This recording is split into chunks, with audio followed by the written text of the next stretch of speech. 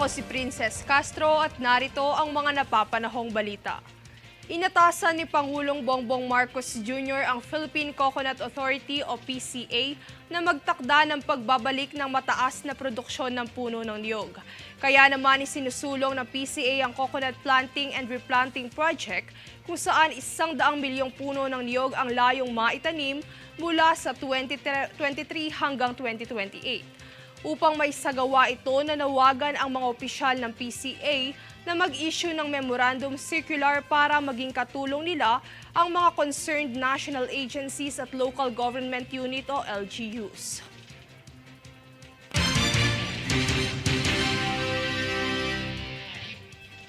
Tinanggal na ni President Bongbong Marcos Jr. ang itinakdang price cap sa bigas sa bansa. Francis Riodique para sa detalye. Matapos ang halos isang buwan mula nang maging epektibo ang Executive Order No. 59 na pagtatakda ng price cap sa bigas, inanunsyo na ni Pangulong Marcos sa isang interview ang pagtatanggal nito. Ayon sa Pangulo, nararapat lamang na alisin na ang price cap dahil sa mga rekomendasyon na iprenesenta ng Department of Trade and Industry o DTI at Department of Agriculture o DA sa isang sectoral meeting. Dagdag pa niya, kasabay ng pagtatanggal ng price cap ay ang patuloy na hakbang ng administrasyon para sa pagpapaigting ng sektor ng agrikultura. Dahil isa ang Metro Manila sa lugar kung saan hindi stable ang presyo ng bigas, inatasan ni Pangulong Marcos si House Speaker Martin Romualdez upang magsagawa ng interbensyon ukol dito. Ipinangako naman ng Pangulo na patuloy ang pagsuporta ng administrasyon sa mga magsasaka pati na rin sa mga mahihirap na pamilya. Francis Riodique, nag-uulat para sa One Media Network.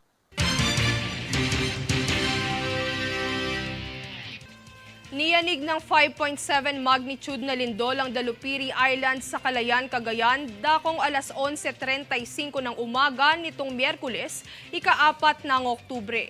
Ayon sa Philippine Institute of Volcanology and Seismology o PHIVOLCS, naganap ang lindol sa lalim ng 21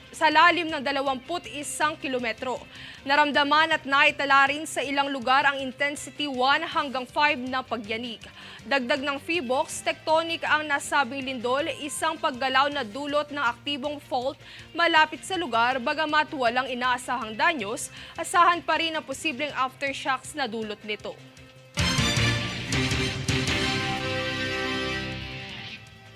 Kami ang boses ng pagbabago. Ako si Princess Castro at ito ang News Force. Sa ulo ng mga balita. Inflation rate sa bansa mas tumaas ng 6.1% noong Setyembre. Cagayan, niyanig ng magnitude 5.7 na lindol. Dagdag pisong singil sa pasahe, binigyang linaw ng LTFRB. Price cap sa bigas, tinanggal na ni PBBM. Higit na 56,000 mga bilanggo papayagang bumoto sa BSKE. Asian Games finalist Gilas Pilipinas haharap sa Championship Games kontra Jordan. Patas at pantay na balita, komprehensibong ulat para sa pulso ng masa. Ito ang News Force.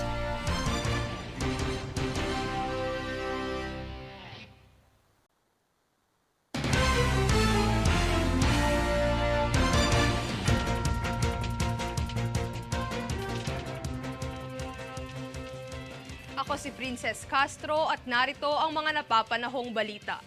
Sa patuloy na pamamasada ng mga kolorong na sasakyan sa Kalakhang, Maynila, nagbigay babala si MMDA Acting Chair Attorney Don Artes sa panganib na dulot nito.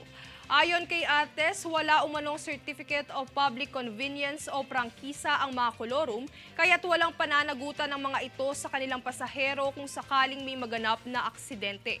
Noon pa man, ang kolorum gaya ng habal-habal at out of line ay hindi pinahihintulutan na bumiyahe.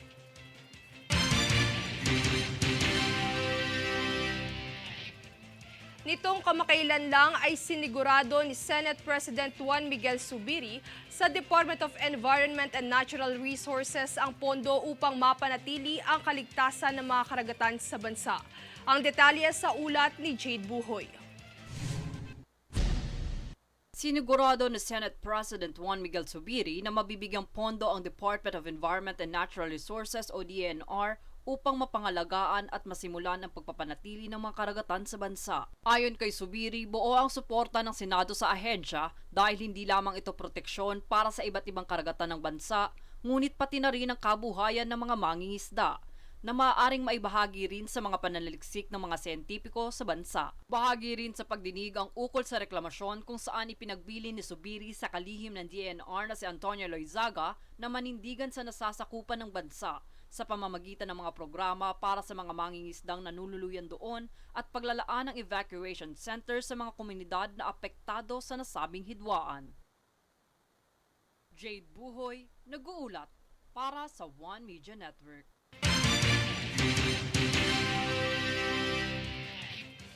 Nalampasan ng Bureau of Customs o BOC ang target nitong koleksyon noong Setyembre ng mahigit sa 2 bilyong piso.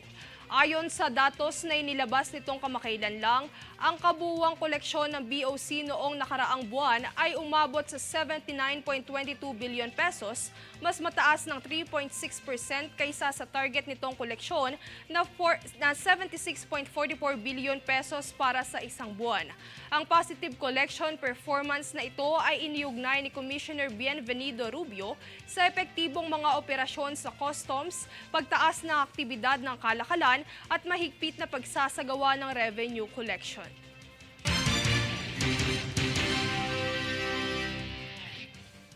Kami ang boses ng pagbabago.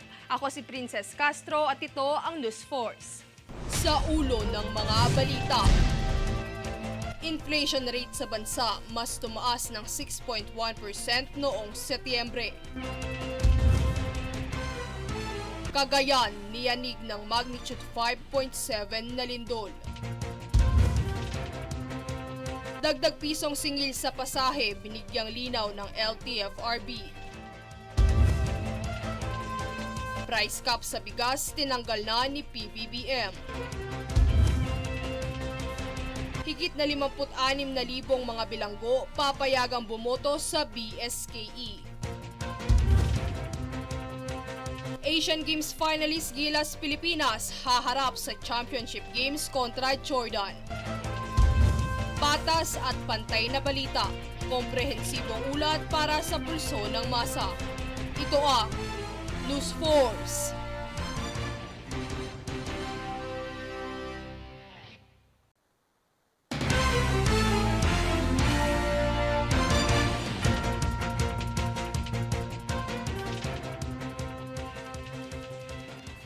Ako si Princess Castro at narito ang mga napapanahong balita. Ipinagkaloob ng isang charitable foundation sa pangunguna ng Philippine Amusement and Gaming Corporation o PAGCOR ang 8 patrol cars sa Philippine National Police o PNP noong Martes. Ito ay matapos sa prubahan ng PAGCOR ang donasyon upang mapabuti ang police operation ng Parañaque Police at Southern Police District o SPD alinsunod sa pagpapaigting ng seguridad sa Entertainment City. Lubos namang ipinasalamatan ni SPD Director Brigadier General Roderick Mariano ang donasyong ito at sinigurong makatutulong ang mga bagong patrol cars sa pagkakaroon ng mababang krimen o zero crime rate sa area. Ang Entertainment City ang nagsisilbing entertainment at gaming complex ng bansa sa ilalim ng pamumuno ng PAGCOR.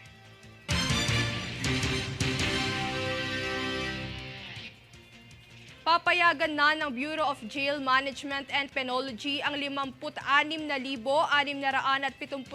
na mga bilanggo na bumoto para sa gaganaping BSKE ngayong taon. Layon nito na bukod sa inclusivity ay magkaroon ng malawakang akses at aktibong partisipasyon sa pagboto ang mga botante. Dahil dito, maglalagay ng isang espesyal na presinto ng botohan o magsasagawa ng escort na pagboto sa itinalagang polling precinct para sa mga botanteng bilanggo upang tiyakin ang kaligtasan at pagkapribado ng mga ito.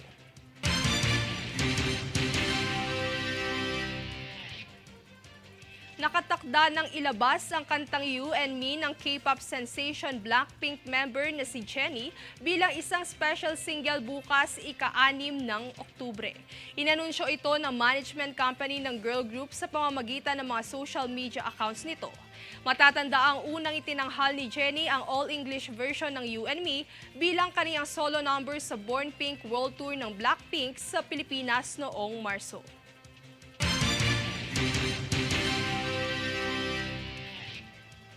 Kami ang boses ng pagbabago. Ako si Princess Castro at ito ang News Force. Sa ulo ng mga balita. Inflation rate sa bansa mas tumaas ng 6.1% noong Setyembre. Cagayan niyanig ng magnitude 5.7 na lindol. Dagdag pisong singil sa pasahe binigyang linaw ng LTFRB. Price cap sa bigas tinanggal na ni PBBM. Higit na 56,000 mga bilanggo papayagang bumoto sa BSKE. Asian Games finalist Gilas Pilipinas haharap sa Championship Games kontra Jordan. Patas at pantay na balita, komprehensibong ulat para sa pulso ng masa. Ito ang News Force.